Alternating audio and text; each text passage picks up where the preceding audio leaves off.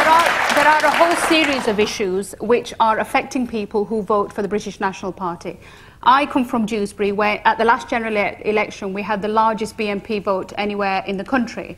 I campaigned and I canvassed and I met many, many people who voted for the BNP. And there are real issues around poverty, around deprivation, around lack of social mobility and immigration. It is an issue. There are many people who feel that the pace of change in their communities has been too bad and that has been too fast, and that the government has not properly resourced those particular areas to respond to that change.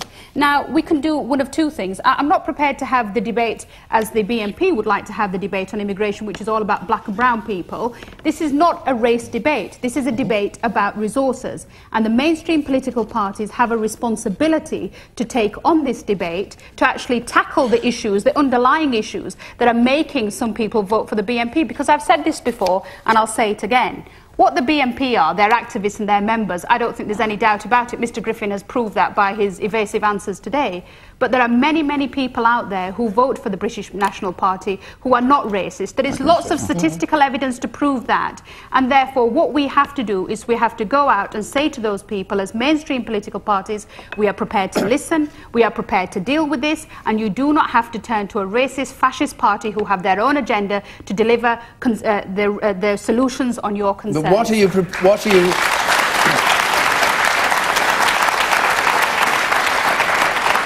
What precisely are you prepared to do? Well, there are a number of things that we have to do. First of all, I don't think people in this country say we don't want black and brown people. What they say is we need a cap on the number of people who are coming here. We need to know year by year how many people are going to be coming. We need to know year by year how many people are leaving. We need to know that those people who should not be here are removed properly. We need to know...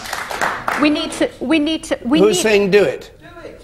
Well, this is absolutely... Just do it. You've just lost 40,000 people in the system. Where are they? Sir, I would say to you that the Conservative Party policy is very, very clear. We would have an annual cap, we would have an annual limit. We would look every year, we would speak to industry, we would look at our resources, we would look at our needs. What we are but what we doing. would not do, hold on a minute, what we would not do is pull up the drawbridge, because Britain should have the brightest and the best from around the world, and we should welcome them because they make a contribution to our society.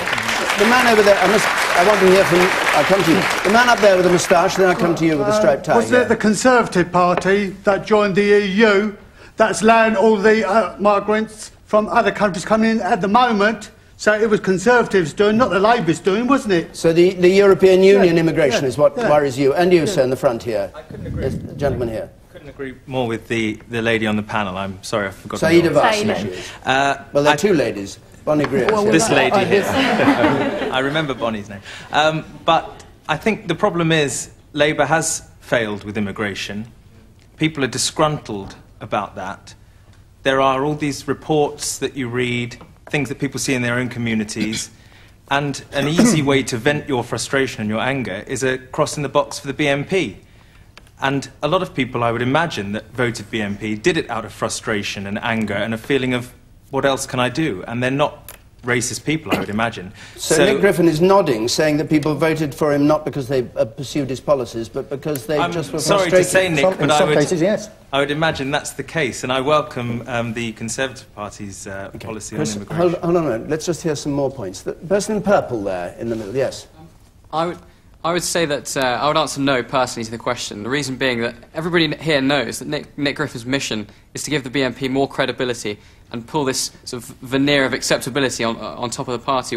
So he's going to wrap his sort of slimy arms around any bandwagon going to give them a bit more credibility and make everybody nod their heads, even if it's sort of hollow. And the person in the middle, the woman in the middle there? Yes. Thank you. I agree with everything that Baroness Warsi has said, but also as well I think the public who are voting for the BNP do need to be educated about what Nick stands for. He's basically a wolf in sheep's clothing, as he's demonstrated this evening.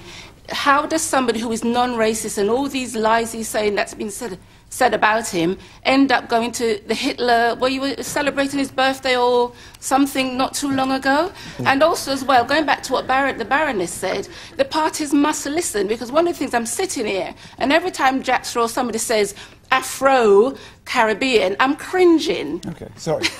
African Caribbean. Okay, hold on. No, don't go. Chris Huhne. Well, let me come back to the question, which was, has immigration and the failures of immigration policy helped the BNP? I think there have been undoubted failures of immigration policy. I think there's been some really shambolic delivery of immigration policy over the last few years. For example, our border control, which was a process begun, by the way, by the Conservative government and continued by Labour, our border control no longer is able to count people out. The result is we issue nearly 2 million visas every year to students and other people on short-term visas, and we don't know whether they've left. And that is absolutely unbelievable. And the first thing we need to do is to make sure we get back control over our borders. The other thing, I think the government, frankly, made an unbelievable mistake in its projections of what was going to happen when we, among very few other European countries, decided we were going to allow everybody from the new Central and Eastern European member states in. The government projected it would be 56,000 people would come here. It ended up being 766,000. That is probably, I'm a bit of a connoisseur of bad government forecasts, but that is probably one of the worst government forecasts on record. And had they... Hang on. Wait. Had they known that that would be the figure, what could they have done to change it? It was part of the European Union, which you support. No, it wasn't. But what could they have done? Absolutely wrong, David. It was not. What happened was that most of the other European countries decided to have transitional arrangements whereby they didn't allow free immigration from Central Eastern Europe. For how long? Alone, for how long? For 10 years. No, but the point is that for Denmark, Ireland and the UK, we decided to go ahead and open our borders immediately. Now, obviously, if you couldn't go, on the basis of government forecasts, which were entirely wrong. Now, let me come back to the final... Hold on a second. Just deal with this one. Jack Straw says that you wanted this to happen. We voted for it. I didn't. I wasn't in Parliament. But we looked at this forecast on the assumption that the government's forecast was correct. It was unbelievably inaccurate. The Conservative Party were the only one... Okay, let's not go any further down the European road. Hang on, there's a rather important part of the argument about the success of the BNP. Quick. Because the evidence on the success of the BNP is very simple. It's not primarily about immigration. What it is actually about is people being disconnected from the political system, and we're the only party in Burnley that has managed to halve BNP support over the last 4 years. We've actually now running the council, and we've done that by listening to people, and the problem is, frankly, there aren't enough Liberal Democrats out there doing what was done in Burnley to turn back the BNP, because we're the only party that's actually done it. Okay. Nick Griffin. It is rather surprising to have a senior Lib Dem masquerading, it seems, as an anti-immigration party. But Jack Straw was actually right, I think, on this, when he said that, no, it's not the Labour Party's fault. It's the fault of the entire political elite, which has imposed an enormous multicultural programme, experiments, on the British people without so much as buy your leave.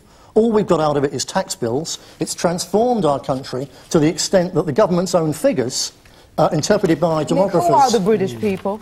Who are you talking about? Can I finish and then come I'd like to know this. Yes, yeah. Okay. The government's own figures, according to demographers at Oxford University, show that the indigenous British, the people who've been here... The whites. That's it. The skin colour's irrelevant, Jack. Skin colour's irrelevant. What do you mean by white, Mr. Griffin? Indigenous? I think this gets to the very point. Can I ask a question? Because you marriage? wait.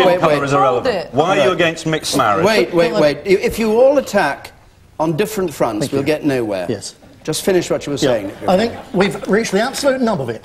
No one here, Jack Straw, wouldn't dare to go to New Zealand and say to a Maori, what do you mean indigenous? You wouldn't dare to go to North America and say to an American Red Indian, a Sioux or whatever, what do you mean indigenous? We're all the same. The indigenous people of these islands, the people, the English, the Scots, the Irish and the Welsh. The whites. The colour is irrelevant. It's the people who have been here overwhelmingly for the last 17,000 years. We are the Aborigines here. That's the I'm sorry if you laugh. If you want to look at the scientific evidence online or whatever, read the books by various scientists. The simple fact is that the majority of the British people are descended from people who've lived here since time immemorial. Not me. And it's extraordinarily racist. This is genuinely racist. When you seek to deny the English, you people wouldn't even let us have our name on the census form. That is racism, and that's why people are voting British National Party, because we feel shut out in our own country. They have guided tours in the Lake District have been cancelled because only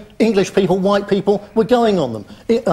Gloucestershire Police. No, it's not. Gloucestershire Police. Gloucestershire Police turned down 108 recruits because they were white. Let's get back to the question. The question, all right, you made up facts. The question was about immigration policy.